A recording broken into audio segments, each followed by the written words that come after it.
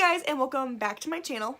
So I have seen today's video requested a few times here on my channel before, and I've been meaning to do it, but I've been kind of putting it off. So today I decided, you know what, you're going to film this video today, you're going to do it, you're going to give people what they want, and that's how it's going to be. So today I filmed my very super easy everyday smoky eye look. This is the eye makeup I wear literally on an everyday basis, like most days when I go to work, school, shopping, etc. This is the makeup I'm wearing, this is the eye look I am wearing. It's really super easy. I know it looks like kind of dramatic, but it's literally so easy, it's unbelievable. You're gonna see here in a minute or so how easy it is. Don't forget to subscribe before you leave, and let's go ahead and jump into the makeup. Okay, so the first step you're gonna want to take when it comes to prepping for eyeshadow is, of course, eye primer. There are 1,010,000 different eye primers on the market. Personally, I always use a concealer and translucent powder, but I know there are a ton of eye bases on the market. I know Smashbox has one, Sigma has one. I know the P. Louise base is like super popular right now. I do want to try that and get my hands on that, but I don't currently have that. So for me personally, I'm just going to go ahead and take my ColourPop No Filter Concealer. Any concealer you have will work as long as you use something to prime your eyes. Priming your eyes is so important because it gives you just a nice even base to lay your shadow down on. If you just put shadow on top of like your regular eyeball, you know, you have veins, discoloration, it's not going to be a perfectly smooth and even colored base. And also, the shadows are like so much more pigmented, and I look crazy right now. But the shadows are going to be much more pigmented, and they're going to blend just so much easier on top of a nice smooth base rather than rough, you know, skin, because everyone has skin imperfections. Nobody has perfectly just smooth eyeballs that are perfectly like white like this and are pigmented. Like, that just doesn't exist. So just use any eye primer that you are comfortable with. It does not matter.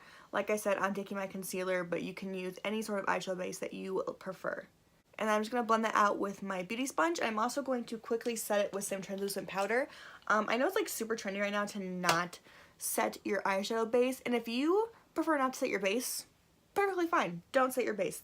If that's what works for you, then kudos to you, because I cannot get that to work. I don't know if it's the concealer I use or if I just suck at blending eyeshadow. I don't know. But when I don't set my base, I just find that the shadow lifts and picks up in certain areas and doesn't blend as nicely rather than when I do set with powder, because the powder just helps everything blend smoother. Yes, I do think shadows are more pigmented when you don't set your base, but I feel like you can still build the shadow up to a really high intensity even with a powder down base. So I just personally find it pointless for me to not set my base, but I mean, whatever works for you, works for you. Just from my advice and my knowledge and understanding, I think it's better to set your base. So the palette I'm going to go into today is the So Sue x Kaylee Urban Bible eyeshadow palette. It has a bunch of colorful shades, but for today's look, we're going to stick with the more neutral shades because that is what I wear on an everyday basis. But for you guys at home, just use any eyeshadow palette you know and love. You can use browns, you can use purples, you can use mauves, you can use grays, you can use blacks, colorful shadows, for all I care. Whatever you're comfortable putting on your eyeballs, use those tones. I personally like to stick with my neutral browns for an everyday type of thing because I'm just boring Betty. Use whatever you are comfortable with at home. I'm just going to go off and reference this palette while I'm talking about the video, but just use whatever shadows you have that are similar or like this that you are comfortable using. First brush I'm going to go in with is, I think, the most important brush in the entire look. I'm going to first go in with a very fluffy crease blending brush. You can use literally any brush you have that is similar to this, but I do recommend having a brush just like this one. This is a BH Cosmetics 101 blending brush. I believe this came in their Eye Essentials like kit. It was like a 9-piece brush kit for like I think 12 bucks, something like that. Don't exactly remember. I will try to link it down below if I can find it. No promises. But what I find to be super important about this brush is the fact that it's huge. It is a very big fluffy blending brush, and the reason why it's important to have a big brush for this step that we are doing, the very first step, is because it's going to cover a very big area of your eyelid. The first shade I like to personally go in with is a light transition shade. The transition area on your eyelid is going to be this space right here, and we're going to use a light brown color to coat this area right here first because that is going to help blending later on. So taking a really big brush like this is going to cover the base, make it much more easier and quicker, and it's going to give you a light wash of color no matter what color you pick up. So I'm going to grab this light brown shade right here in the palette called Savior, picking that up on that fluffy brush. I'm going to tilt my eyelid back a little bit so I'm looking down in the eyeshadow palette mirror, and then I'm going to place my brush right where my eyelid stops and my crease starts, right above my eye socket region. So as you can see, this brush is laying down a nice even layer of pigment. It's a nice wash of color. It's not going to be like a super boom brown, like deep color right away, because we're taking a light color and a very big blending brush, and the bigger the brush and the fluffier the brush, the more light wash the color is going to appear. If I went in with like this really big packing brush and tried to grab that brown color and pack it all over my crease, it would be very distinct and harsh looking. But since we took a very fluffy brush, it's going to lay down the color very gently and just give it a nice wash all over the crease region. And the reason I'm looking downwards at myself rather than like eye level like this or even like this is because I have slightly hooded eyes, not very hooded eyes, but slightly hooded eyes. I find when I look down like this, I can just see my eye region in much greater perspective than when I'm like this, because I'm not seeing the entire eyelid, I'm seeing all these folds.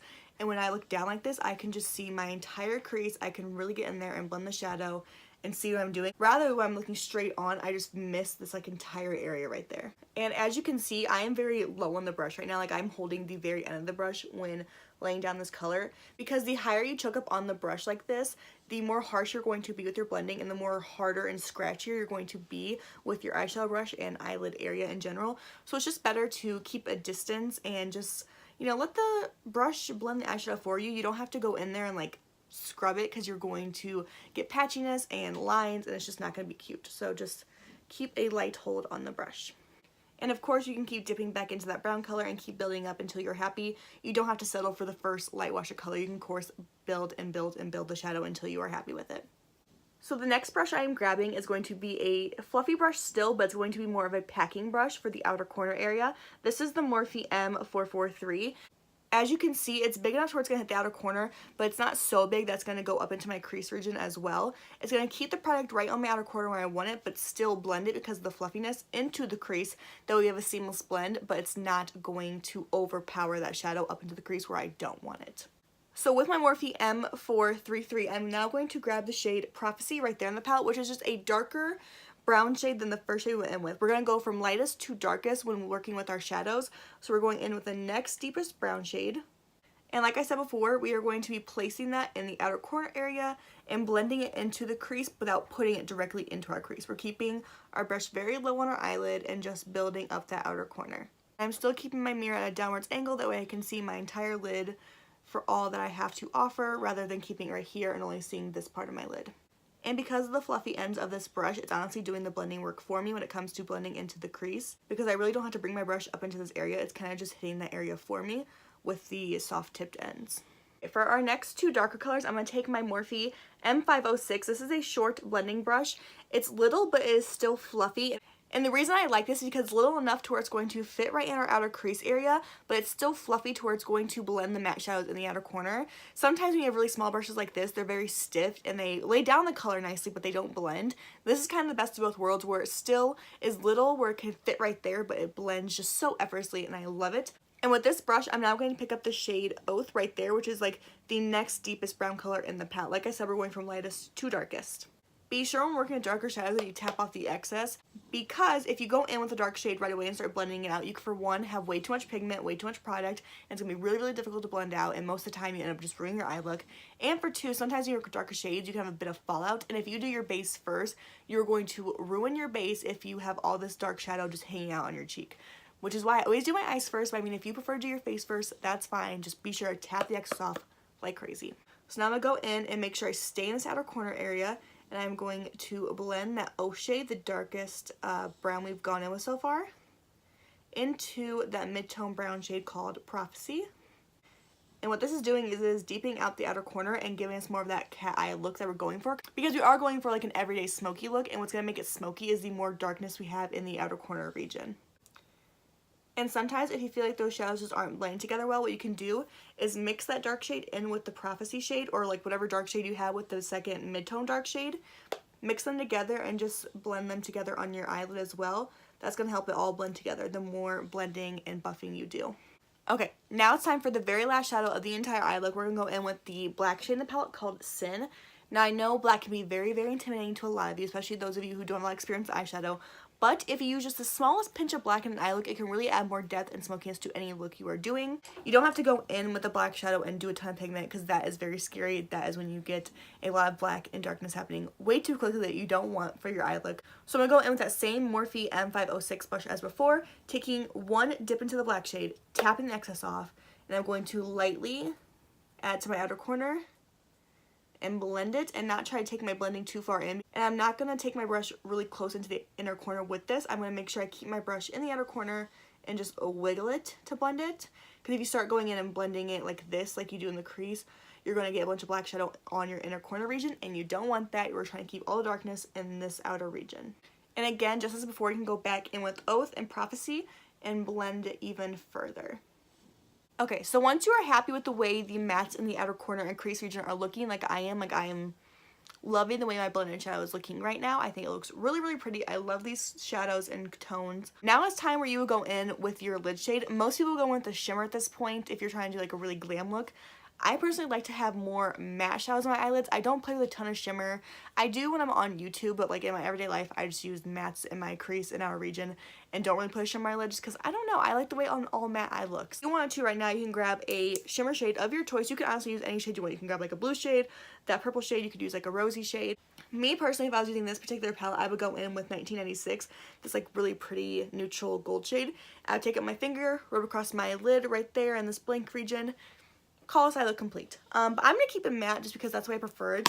If you wanted to keep it matte, what I recommend doing is grabbing a flat but still like fluffy and blendable packing brush that has no pigment on it, grabbing like a white shade or a very pale, you know, neutral shade, whatever works your look, and just tap it onto the lid region so you can still clean up that shadow right there and not have all that darkness in the inner corner, because we're trying to open the inner corner and close off the outer corner to make it more smoky looking. Just tap it right there. You don't have to go in and cut your crease or none of that if you don't want to. If you want to, go right ahead, but I'm just going to take that shadow and just kind of put on my inner corner and just cover up any darkness I could have gotten on my lid.